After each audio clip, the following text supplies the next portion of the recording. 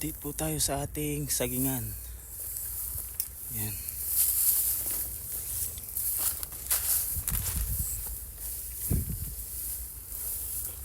Nilinis ni tatay. Si tatay naglinis dito.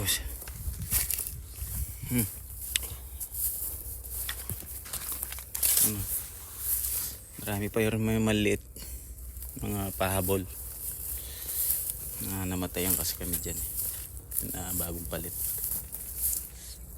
Meron tayong lemongrass na mga natira.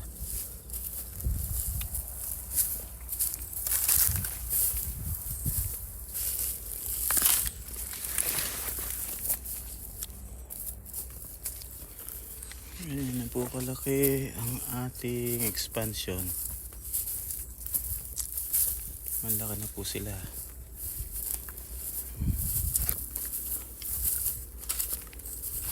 Ayan din insect repellent, lemongrass tanglad.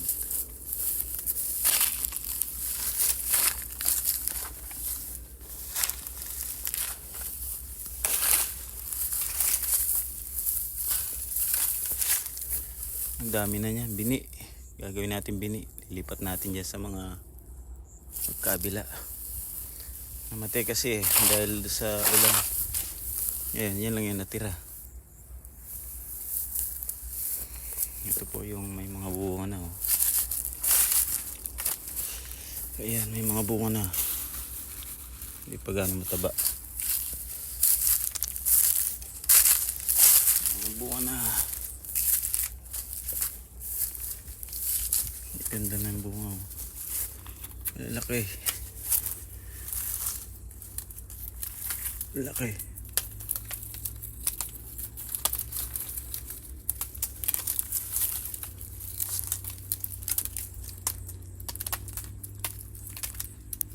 Minsan natin para lumaki lalo. Bilis siyang lumaki. Kung ayaw mong lumaki, huwag mo nang tanggalin to. Hindi siya ganun tataba, pero haba siya.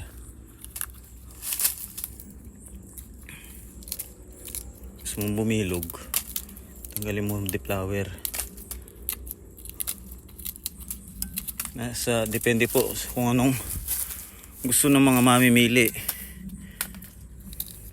Gusto nila malaki, ganito po gawin. Nasa laga sa fertilizer, sigurado malaki ang bunga niya.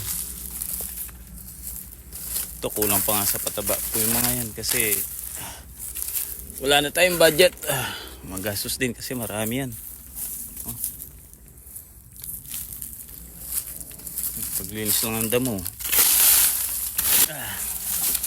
Higit isang buwan. Mano. Ito kaya taba na kaya to. Hindi po.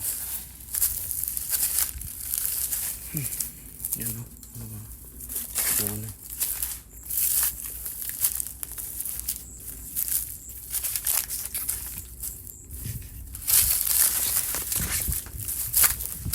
Hindi nilinis ni Utol to.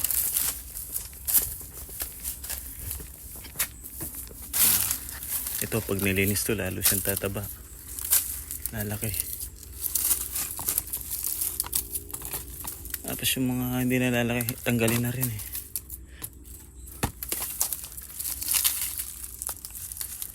Wala na rin kasi yan.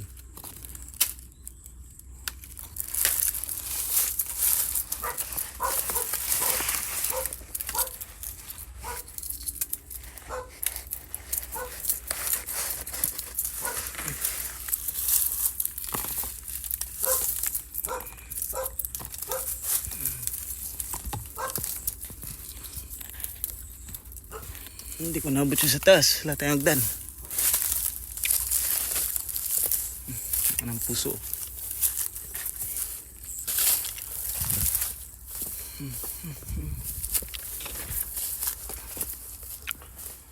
Uwi na tayo.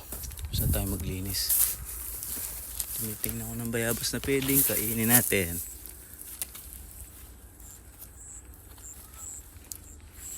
Ayun, laki na rin yun. No?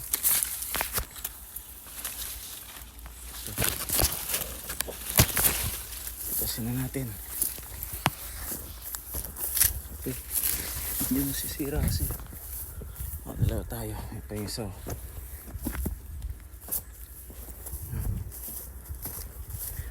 Wala kasing balot na maayos. Dapat siya may balot para pang export to. Malaki kasi to.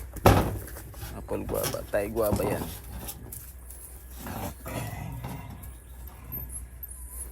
Ito ang size na hollow blocks na D5. Ayan. D5. D5 yung hollow blocks. Kunti lang laki ng hollow blocks. Ano po laki? Thai guava. Dito na lang. Uwi na tayo.